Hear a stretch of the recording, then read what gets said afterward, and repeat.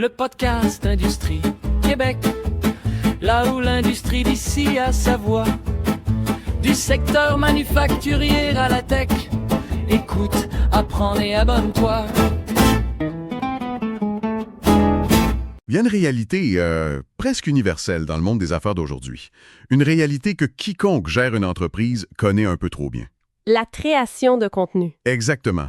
Ça prend un temps absolument fou. Et au-delà du temps, c'est une entreprise qui draine souvent d'énormes ressources financières. Totalement. Faut engager des rédacteurs, louer des studios, payer des monteurs. Tout ça pour des résultats qui s'avèrent bien souvent complètement éphémères. C'est ça le pire. On publie un article ou une belle vidéo promotionnelle, puis bam! 2 jours plus tard, ça disparaît. Noyé dans le flou incessant des réseaux sociaux ou des moteurs de recherche. C'est la question centrale de notre plongée d'aujourd'hui. Cette analyse s'adresse tout particulièrement aux dirigeants d'entreprises québécoises. Et l'économie de l'attention est complètement saturée en ce moment. Absolument saturée. Le besoin d'être visible pour une entreprise est critique. Ça n'a pas changé. Mais la durée de vie de cette visibilité est en chute libre. On se retrouve devant un problème structurel majeur pour n'importe quelle organisation québécoise qui tente de se démarquer sérieusement. Ouais. Le modèle de la dépense récurrente pour une attention éphémère, c'est de moins en moins viable, surtout quand on parle de décisions d'affaires complexes qui demandent de bâtir une véritable confiance. Puis c'est exactement ce qui nous amène au cœur de notre grande analyse d'aujourd'hui. On va se pencher sur une stratégie assez fascinante qui vient tout juste d'être déployée par la plateforme Industrie Québec. La fameuse voix des industries du Québec. Exact, c'est comme ça qu'on la surnomme dans le milieu. Historiquement, Industrie Québec, c'est une plateforme qui s'intéressait au tissu industriel de la province d'un point de vue assez macroéconomique. On parlait des grandes tendances des secteurs en général. C'est ça. Mais là, la documentation montre un changement de cap radical. La plateforme s'adresse désormais directement et individuellement aux entreprises d'ici. Les manufacturiers, les distributeurs, les firmes de services, tout ça pour leur offrir une vitrine multimédia personnalisée. Ce qui nous intéresse, pour ceux qui nous écoutent, surtout les chefs d'entreprise du Québec et les gens passionnés par notre écosystème d'affaires, c'est de voir comment cette manœuvre tente de redéfinir la visibilité B2B inter-entreprise. Et surtout de regarder sous le capot pour comprendre leur nouvelle mécanique de production. Alors, commençons par le commencement. Il y a un fait marquant qui saute aux yeux quand on lit les communiqués de presse, c'est l'élargissement de leur plateforme, avec ce volet exclusif aux entreprises d'ici. Ouais, le changement de ton est évident, là. On passe d'une approche de type journalisme industriel à une approche de profilage d'entreprise. Au lieu de parler de l'industrie du bois en général, on met la loupe sur une scierie spécifique de la Mauricie ou un fabricant de machinerie du centre du Québec. Et si on connecte ça à la dynamique actuelle du marché, c'est un mouvement qui fait beaucoup de sens. Le marché numérique est tellement bruyant que les décideurs ont tout simplement plus le temps de chercher l'information. Il faut que l'information vienne à eux. Exactement, mais avec une autorité validée par un tiers. L'idée d'Industrie Québec, c'est de permettre aux leaders de se positionner solidement avant même que la concurrence ait le temps de réagir. En utilisant l'autorité d'un média spécialisé. Ce qui est fascinant dans leurs documents, c'est la distinction super claire entre la petite pub éphémère qui s'efface au premier rafraîchissement d'écran et la création de ce qu'ils appellent un actif promotionnel durable. Un actif promotionnel durable, j'aime bien le concept. Le but pour les entreprises, c'est vraiment de raconter leur histoire de façon super crédible sur une plateforme qui est en pleine croissance. On passe d'un simple centre de coûts marketing à un investissement dans un actif intellectuel. Je veux bien, mais jouons l'avocat du diable un instant.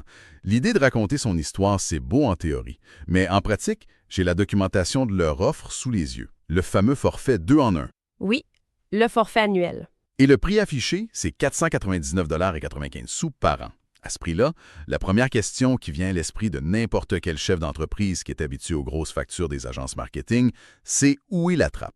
C'est la réaction la plus logique du monde. Comment ils peuvent offrir une présence audio et visuelle complète pour une fraction aussi minuscule du prix normal du marché? Un montant de moins de 500 $ pour de la production multimédia, ça bouscule toutes nos balises habituelles en B2B. Mais ce que ça signale en réalité, c'est une commoditisation intelligente de la production de haut niveau. OK, comment ça marche concrètement? En fait, Industrie Québec joue sur le volume d'entreprise et sur une infrastructure de production hyper optimisée. Le but, c'est pas de faire du profit massif sur une seule vidéo corporative vendue à 10 000 $. Non, c'est de démocratiser l'accès. C'est ça, démocratiser l'accès à une vitrine professionnelle pour créer un effet de réseau sur leur plateforme. Plus il y a d'entreprises de qualité, plus la plateforme a de la valeur pour les acheteurs potentiels. D'accord. Alors, décortiquons exactement ce qu'une entreprise obtient pour ce fameux 499,95. Parce que le forfait repose sur deux piliers qui sont distincts mais super complémentaires. Commençons par le premier. Le premier, c'est ce qu'ils appellent le Podcast Pro. Les documents décrivent ça comme une discussion audio structurée de 15 à 20 minutes. On s'entend, on n'est pas pantoute dans le petit clip de 15 secondes pour les réseaux sociaux. Non, pas du tout. On parle d'un format long qui est centré sur le savoir-faire de l'entreprise, sur les produits, puis sur la vision stratégique des dirigeants. Et c'est là que la psychologie du format entre en jeu. 15 à 20 minutes d'audio, c'est un engagement qui est énorme de la part d'un auditeur. Mais c'est aussi le format qui génère le plus haut niveau de confiance. Quand l'entreprise résout un problème complexe pour ses clients, c'est carrément l'équivalent numérique d'une très bonne rencontre dans une salle de conférence. C'est super intéressant cette image de la salle de conférence.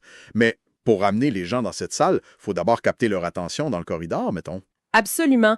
Et c'est là qu'intervient le deuxième pilier de l'offre, la vidéo kiosque virtuelle.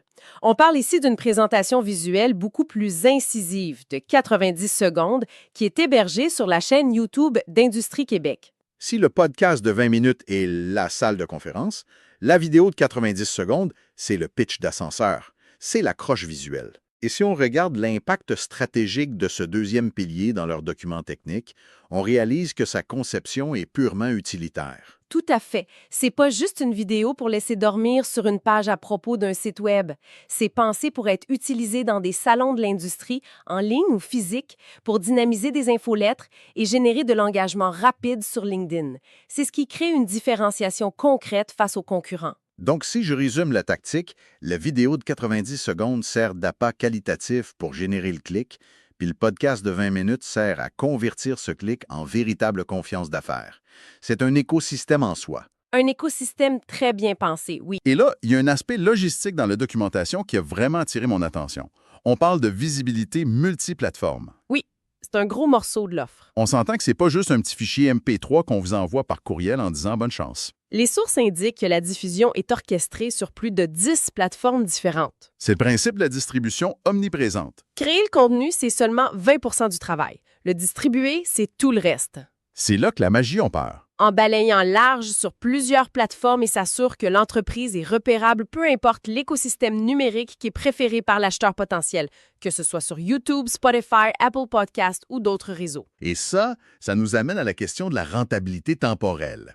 Parce que dans les transcriptions de leurs vidéos promotionnelles, ils insistent énormément sur le fait que le contenu demeure en ligne et actif pendant une année complète. 1 an au complet, oui. Pourquoi mettre autant l'accent sur la durée de 365 jours? Parce que c'est la réponse directe à la frustration qu'on a évoquée au tout début de notre discussion. Le temps des dirigeants, c'est la ressource la plus rare et la plus coûteuse d'une PME. C'est sûr. Demander à un PDG ou un directeur de l'ingénierie d'écrire 3 articles de blog par mois, de filmer des capsules chaque semaine avec son cellulaire pour les réseaux sociaux, c'est juste irréaliste à long terme. La promesse de cette approche-là, c'est la centralisation de l'effort. On fait ça une fois, puis on passe à autre chose. On fait du millage avec un seul effort concentré. C'est complètement l'antithèse de la publication éphémère qui disparaît le lendemain. Absolument. C'est un actif qui est indexé, qui est trouvable par les moteurs de recherche. Il peut être envoyé à un prospect au mois de novembre, même si l'enregistrement a été fait en avril. C'est un raccourci logistique vers une image de marque irréprochable. Pour ceux qui s'intéressent aux stratégies d'optimisation d'affaires, c'est vraiment un cas d'école sur la façon de maximiser l'impact externe tout en minimisant la friction à l'interne. L'entreprise ne devient pas son propre média. Ça, c'est un gouffre financier et temporel. Elle loue plutôt l'infrastructure d'un média spécialisé. Bon, si on rassemble de toutes les pièces du casse-tête qu'on a analysées aujourd'hui, le portrait du virage d'Industrie Québec est assez saisissant. C'est une stratégie très robuste. Pour un investissement affiché à moins de 500 $, on assiste à la mise en place d'une vitrine annuelle corporative qui déploie un duo stratégique redoutable. Le fameux 2 en 1. Le podcast de 15 à 20 minutes pour bâtir une confiance profonde, la vidéo de 90 secondes en format kiosque virtuel pour accrocher le regard, le tout distribué sur plus d'une dizaine de plateformes. C'est cette garantie de qualité qui est rendue possible par l'association entre les nouvelles technologies de montage audio et le regard critique, ou plutôt l'oreille critique, des experts humains de Publilux 5. C'est le saut de qualité. D'ailleurs, on le mentionne pour l'auditoire, la documentation précise que le processus d'inscription pour les entreprises est centralisé. Pour ceux qui voudraient voir la mécanique de plus près ou passer à l'action, l'adresse c'est industriequebec.com/inscription. Ne laissons pas nos concurrents raconter leur histoire en premier, ni monopoliser l'espace auditif. Merci d'avoir exploré ces sources avec nous pour décoder ce changement de dynamique important au sein de notre monde des affaires. La réflexion est définitivement lancée. À la prochaine. Le podcast Industrie Québec, là où l'industrie d'ici a sa voix. Du secteur manufacturier à la tech, écoute, apprends et abonne-toi.